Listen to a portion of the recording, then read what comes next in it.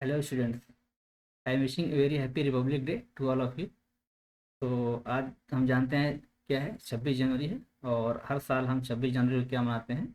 Republic day मनाते हैं। ठीक है। तो हम रिपब्लिक डे क्यों मनाते हैं? क्योंकि इसी दिन 26 जनवरी 1950 को जो है हमारे देश ने एक कॉन्स्टिट्यूशन को अडॉप्ट किया था।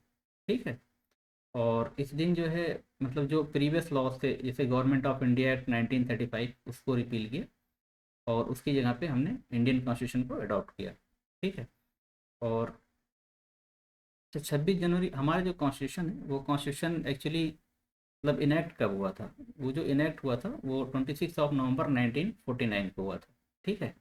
तो लेकिन फिर भी जो है मतलब ये 26 जनवरी का दिन क्यों चूज़ किया गया? इसके 26 जनवरी इसलिए अडॉप्ट किया गया था क्योंकि 26 जनवरी 1930 को जो है और लाहौर रेजोल्यूशन पास हुआ था। और उसमें जो है पूर्ण स्वराज डिक्लेरेशन हुआ था। ठीक है। जहाँ पे इंडियन नेशनल कांग्रेस ने जो है एक कंप्लीट इंडिपेंडेंस जो है वो किया था, डिक्लेयर किया था फ्रॉम द ब्रिटिश रूल। ठीक है। तो वो जो सेशन था, किसने उसको प्रिसाइड किया था? जवाहरलाल नेहरू जी ने किया था। ठीक है। मतलब इनेक्टमेंट जो था वो 26 नवंबर 1949 को था। लेकिन चूंकि 26 जनवरी एक बहुत ही मतलब अच्छा दिन था। ठीक है। इसलिए हमने जो है 26 जनवरी 1950 को ये रखा है कि उस दिन जो है कॉन्स्टिट्यूशन को अडॉप्ट किया जाएगा। ठीक। तो वहाँ से 26 जनवरी से उसके बाद इंडियन कॉन्स्टिट्यूशन अडॉप्ट हुआ। रिपील क्या किया गया? Government of India act 1935। ठीक है। तो वहाँ से हमारी कंट्री क्या हो गई? रिपब्लिक हो गई, डेमोक्रेटिक हो गई। ठीक है। सोवराइन हो गई। ठीक। तो अच्छा, रिपब्लिक का मतलब क्या होता है? तो रिपब्लिक मतलब होता है कि मतलब उसके एक्चुअली देखा जाए कि जो head of the state should be elected. ठीक है। Not a monarch. मोनार्क जैसे लाइक सऊदी अरेबिया हो गया या फिर जो है ब्रिटेन हो गया। ठीक है। वहाँ पे किंग रूल करते हैं। ठीक है। तो जो भी रिपब्लिक होता है वहाँ पे रूल बाय किंग नहीं होता है, रूल बाय इलेक्टेड रिप्रेजेंटेटिव होता है। एक्चुअली अगर देखा जाए तो रिपब्लिक के जो है चार फीचर्स होते हैं, मेजर फीचर्स होते हैं। पहला फीचर्स ये होता है कि rule by law, not by rulers. मतलब क्या हुआ कि रूल ऑफ लॉ चलेगा यहाँ पे, नॉट द रूलर्स। ओके। तो पावर जो होगी वो किसके साथ होगी? वो rest with the people. Second इसकी करेक्टरिस्टिक्स है कि इलेक्टेड रिप्रेजेंटेटिव होना चाहिए। मतलब सिटीजन्स जो होते हैं वो चूज करते हैं इलेक्टेड रिप्रेजेंटेटिव्स। ठीक है। To represent themselves. ठीक है। They show their interest in the government. और थर्ड क्या होता है? थर्ड हम कह सकते हैं कि नो हेरिडेटरी मोनार्क। जैसे ब्रिटेन में क्या है? हेरिडेटरी मोनार्क है। ठीक है। तो इंडिया में ऐसा नहीं है। यहाँ पे जो हेड ऑफ द स्टेट मतलब प्रेसिडेंट जो है वो क्या है? एक इलेक्टेड है। ठीक है। Not a king. और चौथा क्या होता है? ये पब्लिक इसमें मैटर्स करती है। तो इसमें जो है मतलब कुछ ये इम्पोर्टेंट पॉइंट थे कि जो मतलब एक जनरल नॉलेज के तौर पे पता होना चाहिए। ठीक है। तो जो है अच्छा, 26 जनवरी 1950 को ही जो है डॉक्टर राजेंद्र प्रसाद जो है वो क्या बने थे? हमारे first prime minister, first president of India बने थे। ठीक है। तो ये कुछ कॉमन बात थी। और हम आज के दिन ही हम एक लॉन्च करते हैं एक 6 शॉर्ट सोल्यूशन। इसमें मैं शॉर्ट्स को जो है डालता हूँ और प्रैक्टिस के लिए यूट्यूब पर। तो क्वेश्चन काफ़ी अच्छे होते हैं। तो मैं ये सोच रहा हूँ कि जो है मतलब जब 6 शॉर्ट शॉर्ट हो जाएं तो उसके सोल्यूशन में मतलब डाल दिया करो, ताकि उससे आप लोगों को क्या हो मतलब काफ़ी फ़ायदा होगा। ठीक है। तो अगर शॉर्ट क्वेश्चन सॉल्व कर ले आते हैं तो वेल एंड गुड। नहीं कर पाते हैं तो after 6 short you can watch the lecture so that you can easily understand the concept behind that topic. Okay. So let us move towards the class. Okay. तो 6 शॉर्ट सोल्यूशन में हम क्या देखते हैं कि कुछ क्वेश्चन जो हमने शॉर्ट्स में डाले थे उसको हम सॉल्व करेंगे। अगर आपने ट्राई किया है तो वेल एंड गुड, नहीं किया है तब भी क्वेश्चन जो है प्रैक्टिस के लिए ज़रूरी है। ठीक है। तो हम देखते हैं, आइए। पहला क्या क्वेश्चन क्या था हमारे? कहते हैं कि three numbers x y z have their HCF 12 and difference between x and y is 24, y and z is 36 and x is z is 60। ठीक है। Also z is greater than y is greater than x. If z is less or equal to 200 then largest value of x will be. तो हम देखते हैं, simply कह रहे हैं कि ठीक है। तो इस केस में क्या कह रहे हैं कि एक्स और वाई के बीच का डिफरेंस कितना है, 24 है। ठीक है। तो पहली वैल्यू हम एक्स एक्स एक्स आई है। ठीक है। वाई कितना हो जाएगा, वाई इक्वल टू कितना हो जाएगा, एक्स प्लस 24। ठीक है, तभी तो वाई और एक्स का डिफरेंस क्या आएगा, 24 आएगा। और z इक्वल टू कितना हो जाएगा, ये z इक्वल टू हो जाएगा x+60। x+60 आ गया। ठीक है। अब कह रहे हैं कि अच्छा, ये भी कह रहे हैं कि z कंडीशन क्या है कि z is less or equal to कितना है, 200। ठीक है। अच्छा, तो नंबर्स हमारे पास क्या हो गए, नंबर्स हमारे पास हो गए x हो गए पहला, दूसरा क्या हो गया x+24 हो गया, और तीसरा क्या हो गया x+60 हो गया। अच्छा, अब कह रहे हैं कि HCF जो है, HCF क्या है इसका, 12 है। इसका मतलब ये होगा कि ये जो नंबर है, ये जो x है, ये मल्टीपल ऑफ 12 होगा। ये किसके बराबर होगा, 12 के बराबर होगा। ठीक, हम कोई भी वैल्यू के मान लेते हैं, तभी तो 12 कॉमन आएगा। ठीक है। तो x की वैल्यू हम रख देते हैं क्या, 12 के। तो x क्या होगा, 12 के, ये वैल्यू कितना होगी, 12 के प्लस 24, ये कितना हो गया, 12 के प्लस 60 हो गया। ठीक है, ये चीज़ समझ में आई। अब कह रहे हैं कि अच्छा, इसका जो है HCF क्या होगा, हम 12 यहाँ से कॉमन लिए अगर, तो ये क्या आएगा, ये आ गया के आ गया, ये क्या आ गया, k+2 आ गया, ये क्या आ गया, k+5 आ गया। ठीक है। अब इस सारे नंबर्स का HCF 12 कब हो सकता है, 12 तब हो सकता है कि जब इसका जो है, ये जो ब्रैकेट में है, इसका जो HCF हो, इसका जो HCF हो, इसका HCF कितना होना चाहिए, 1 होना चाहिए। मतलब तीनों क्या होना चाहिए, तभी तो। अगर इसमें से कोई कॉमन निकल गया, कोई मान लीजिए 2 कॉमन आ गया, तो 12 × 2 24 हो जाएगा ना। तो इसका HCF क्या होना चाहिए, ब्रैकेट टर्म का 1 होना चाहिए। ठीक है, तभी पूरे उसका HCF क्या आएगा, 12 आएगा। अब अप्लाई करिए, कह रहा है कि z इज लेस देन 200 है। ठीक है, क्या है, z इज लेस देन 200। तो z क्या है हमारे पास, z है 12, 12 k + 60 इज लेस देन कितना, लेस इक्वल टू 200। तो यहाँ से क्या आ गया, 12 k लेस इक्वल टू 200 - 60 कितना आ गया, 140। और therefore K should be less equal to 140/12। कितना आ गया, 12 × 12, 2, 12 मतलब 11 पॉइंट समथिंग आएगा, तो हम 11 मान लेते हैं। ठीक है। तो के की वैल्यू क्या होना चाहिए, K should be less equal to 11 होना चाहिए यहाँ से। देखिए, अब के की वैल्यू अगर हम 11 पुट करते हैं, तो क्या इसका HCF 1 आता है। तो देखिए क्या है, के k+2, k+2 और k+5, k+5, के हम 11 अगर चूज करते हैं, तो के की वैल्यू क्या है, 11, 11 2 कितना 13, और 11 5 कितना 16।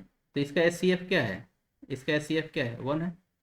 इसका HCF जो है, HCF क्या है इसका, 1 है। इसका मतलब के की वैल्यू क्या है, 11 है। ठीक है। तो पूछा क्या है, तो लार्जेस्ट वैल्यू, वही K should be less equal than क्या होना चाहिए, 11। अगर हम दूसरा की वैल्यू लेते, तो के की वैल्यू क्या हो लेते, 10 लेते, तो अगर के की इतनी स्मॉलेस्ट वैल्यू लेंगे उतना कम आएगा। ठीक है। तो इस केस में लार्जेस्ट वैल्यू ऑफ क्या, पूछ क्वेश्चन क्या है हमारे पास, then the largest value of x will be. तो लार्जेस्ट वैल्यू ऑफ एक्स क्या है, हमने लार्जेस्ट वैल्यू ऑफ के लेना है। लार्जेस्ट वैल्यू ऑफ के क्या लिया हमने, 11 लिया। तो लार्जेस्ट वैल्यू ऑफ एक्स क्या हो जाएगी, एक्स की वैल्यू क्या हो जाएगी, 12 k हो गई ना। तो स्मॉलेस्ट वैल्यू क्या है, 12 × के कितना है, 11, कितना आ जाएगा, 132। ठीक है, ये 132 हमारे पास आंसर हो जाएगा। तो इसका एक्सप्लेनेशन समझ में आया कि नहीं, मैं फिर से एक्सप्लेन कर दे रहा हूँ। कह रहे हैं कि 3 नंबर्स है XYZ, जिसका HCF क्या है, 12 है, और difference between x and Y कितना है, 24 है। वाई एंड जेड 36 है, और जेड एक्स एंड क्या है, 60 है। कह रहे हैं z is greater than y is greater than x if z is less or equal to 200, then the largest value of x will be. तो इसमें क्या था कि y और x के बीच का डिफरेंस क्या था, 24 था। चूंकि y is greater then x है, इसलिए हम x, y इक्वल टू क्या हो जाएगा, x+24। और z ग्रेटर देन y है, तो z इक्वल टू क्या हो जाएगा, x+60। ठीक है, डिफरेंस क्या है x और z का, 60 है। ठीक। अब देखिए, अब इसका जो है क्या है इसका एच सी एफ क्या है, इन तीनों का एच सी एफ क्या है, इन तीनों का एच सी एफ क्या है, तीनों का, इसका एच सी एफ 12 है। तो एच सी एफ अगर 12 है तो इसका मतलब ये हुआ कि जो ये नंबर्स हैं इसमें 12 क्या आना चाहिए, कॉमन आना चाहिए। ठीक है, मतलब 12 इसमें भी है, इसमें भी, इसमें भी है। तो हम x इक्वल टू मान लेते हैं क्या, 12 के। अब नंबर क्या हो गया, 12 के प्लस 24 और 12 के प्लस क्या हो गया, 60 हो गया। ठीक है, तो हम 12 कॉमन लिए, यहाँ से क्या आ गया, के आ गया, के प्लस 2 आ गया, के प्लस 5 आ गया। अब ये एस सी एफ 12 कब हो सकता है, कि जब ये ब्रैकेट के अंदर जो टर्म है इसका एस सी एफ क्या हो, 1 हो, तभी तो 12 इंटू 1 क्या होगा, 12 होगा। ठीक है, अब हम कंडीशन अप्लाई करेंगे कि ये वाले z is less equal to 200। तो z यहाँ पे क्या है, 12 के प्लस 60, ये लेस इक्वल टू 200, यहाँ से k इक्वल टू क्या आ गया, 11 पॉइंट समथिंग आएगा, 2, 12, 8, 11.6 समथिंग आएगा। ठीक है, तो अब हमने यहाँ से इंटीजर वैल्यू लिया 11। ठीक है, अब k क्या होगा, लेस इक्वल देन 11, तो k की लार्जेस्ट वैल्यू यहाँ से क्या हो गई, 11 हो गई। क्वेश्चन पूछा है then the what largest value of x पूछा है ना, तो लार्जेस्ट वैल्यू हमने क्या लिया, के की 11 लिया। तो अच्छा, अगर स्मॉलेस्ट पूछता है तो हम और स्मॉलर वैल्यू के की चेक करते चले जाते, जिसपे एस सी एफ 1 आता है इसका, वही हमारे पास आंसर हो जाता। तो के की लार्जेस्ट वैल्यू हमने क्या लिया, 11 लिया। अब हम 11 रख के देखते हैं, तो 11 और के प्लस 2 13, के प्लस 5 16, इसका एस सी एफ 1 आ रहा है कि नहीं आ रहा है, इसका एस सी एफ 1 आ रहा है। जब इसका एस सी एफ 1 आएगा तो टोटल का एस सी एफ कितना आएगा, 12 इंटू 1 12 आएगा। ठीक है, तो इसलिए जो इसकी वैल्यू हो गई क्या हो गई, के की वैल्यू 12 हो गई और एस की वैल्यू क्या हो गई, 11 इंटू 12 क्या, 132 हो गई। ठीक, आई होप समझ में आ गया होगा, जिसमें कोई इश्यू नहीं होना चाहिए। तो आंसर क्या सही है इसका, भी सही है। अच्छा क्वेश्चन है, इस टाइप का क्वेश्चन पूछ सकता है। ठीक, अभी पूछा नहीं है लेकिन आ सकता है क्वेश्चन। तो नेक्स्ट हम देखते हैं, कह रहा है let N be a natural number and P Q R S T E T C be the different factors each less than the number n, then how many numbers less than 100 are there such that n is equal to p plus q plus r plus s plus t। मतलब ये कह रहा है कि कोई number है, जैसे मान लीजिए कि 6 है। ठीक है, तो इसके जितने फैक्टर्स हैं, फैक्टर्स से कितना हो जाएगा, 1 हो जाएगा, 2 हो जाएगा, 3 हो जाएगा, और क्या हो जाएगा, 6 हो जाएगा। तो कह रहा है कि ईच लेस देन एन, मतलब इसमें जो भी फैक्टर्स हैं ईच लेस देन, मतलब ये फैक्टर्स लेना है, नंबर हमको नहीं लेना है, ये नंबर नहीं लेना है। क्या है कि ये जो n है ये किसके इक्वल है, इसके सम के इक्वल है, 1 प्लस 2 प्लस 3। इस केस में क्या है, 6 इक्वल टू 6 है। ठीक है, क्या ऐसे कितने नंबर्स होंगे कि जिनके sum of the factors excluding number itself is equal to that number. ठीक है, तो हमने बताया था कॉन्सेप्ट ऑफ परफेक्ट नंबर। ठीक है, परफेक्ट नंबर क्या होते थे, कि ऐसे नंबर्स जिसमें sum of its factors excluding the number itself is equal to the number itself. ठीक है, तो कितने होते थे, एक 6 होता था और एक क्या होता था, 28 होता था। तो बेलो 100 हमारे पास कितने वो हैं, दो ही हैं। 10 to 8 क्यों होगा, 28 के फैक्टर्स कितने हो जाएंगे, ये हो जाएगा 1 हो जाएगा, 2 हो जाएगा, और 4 हो जाएगा, 7 हो जाएगा, 14 हो जाएगा, और क्या हो जाएगा, 28 हो जाएगा। लेकिन कह रहा नंबर नहीं लेना है हमको, तो इसको कैंसिल करिए, इसको नहीं लेना है। तो सबको ऐड करिए, 1 प्लस 2 कितना, 3, 3 प्लस 4 कितना, 7, 7 प्लस 7 कितना, 14, 14 प्लस 14 कितना, ये कितना आ गया, 28। ठीक है, तो कितने नंबर हो जाएगा हमारे पास, दो ही नंबर ऐसे पॉसिबल है, तो आंसर क्या हो जाएगा, टी। ठीक, थर्ड देखते हैं, find the unit digit of the following expression. तो मैंने बताया था यूनिट डिजिट देखने के लिए ये लास्ट वाले डिजिट देखते हैं, 7 देखते हैं। तो 7 की पावर क्या है, 25 है। ठीक है, प्लस क्या है, इसकी यूनिट डिजिट क्या है, 3 है। 3 की पावर 26 है। इसकी होल की पावर कितना है, 47 है। ठीक है, तो 7 की साइक्लिसिटी जब हमने यूनिट डिजिट पढ़ा तो उसमें क्या वैसे इसकी साइक्लिसिटी कितनी होती है, साइक्लिसिटी इसकी 4 होती है। ठीक है, क्यों, क्योंकि 7 की पावर 1, देखिए 7 की पावर 1 कितना होगा, 7, और पावर 2 करते हैं, 7 की पावर 2 कितना होता है, 49, मतलब 9 आ गया।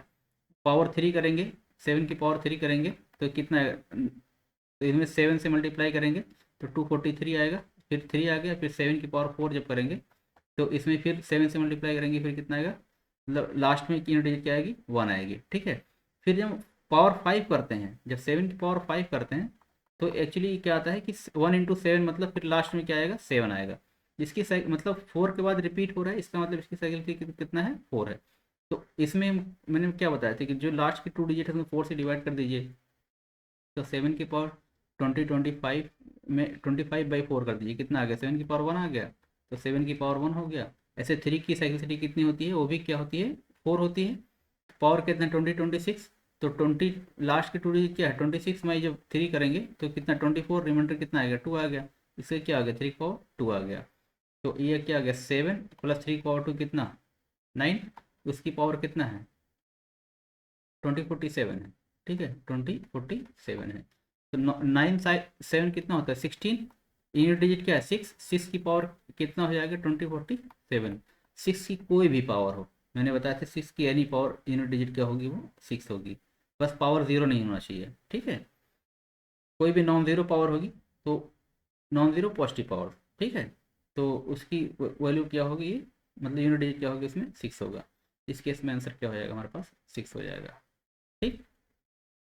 नेक्स्ट देखते हैं, find the greatest number which when used to divide 527 657 847 leave same remainder in each case. मैंने बताया था कि इस केस में क्या होता है, ग्रेटेस्ट नंबर की जब बात करें तो हम HCF निकालते हैं, ठीक है। जब सेम रिमाइंडर क्या रहा है, इसमें रिमाइंडर की वैल्यू नहीं दिया है, तो इस केस में क्या करते हैं डिफरेंस निकालते हैं। तो किसका किसका डिफरेंस 667 माइनस 527, ठीक है, 0 6.4 हो गया, और वो ये क्या आ गया 140 आ गया, और यहाँ क्या 847, और क्या है 667 डिफरेंस 0 14 - 6 कितना 8, और 7 - 6 कितना 180। तो 140 और 180 का क्या निकालेंगे हम HCF निकालेंगे, तो 140 और 180 मैंने डिवीजन मेथड बताया है लेक्चर में कैसे यूज़ करते हैं।